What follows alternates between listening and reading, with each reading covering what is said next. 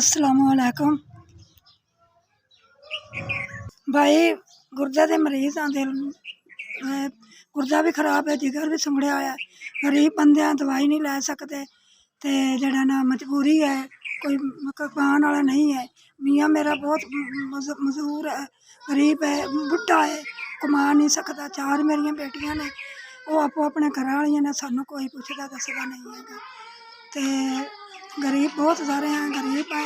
तो साड़ी भाई जिगर सुंगड़िया आ, गुर्दा मेरा खराब है, तो रोटी खाण जोगी नहीं है। तो की करिए, गरीब बंदे हैं, साड़ी मदद कर दो, साड़ी मेहरबानी है। असी मैं कित्थों दवाई लवां? मैं फरूक हस्पताल में दाखल रही हाँ, मेरे कोई मदद नहीं, कोई कुछ नहीं। गरीब अल्लाह ताला तो सिवा साडा कोई नहीं है, साडा सवेल नहीं है। मियाँ मेरा है, उनका भी ऑपरेशन होना, उनके पेट च हरनियां ने, उनका भी असी ऑपरेशन कराना।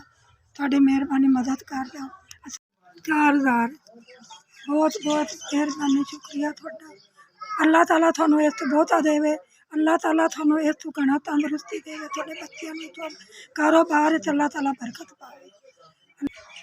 SPS मेहरबानी, तुसी मेरी मदद गरीबनी दी कीती है, बहुत बहुत अल्लाह ताला थानू देवे।